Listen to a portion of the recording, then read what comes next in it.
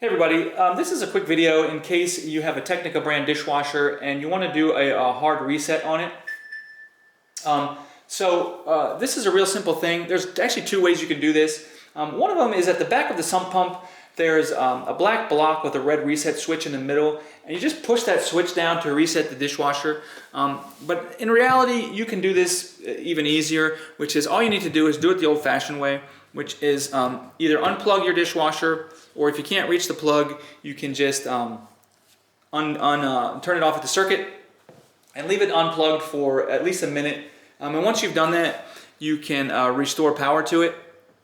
And if it doesn't work right away, you can try unplugging it for longer. But then once you restore power to it and turn it on, you'll see it go through a little bit of a longer startup cycle because it's starting up again. It's going through all its default modes, and you should be good to go. So thanks a lot for watching. Have a great day.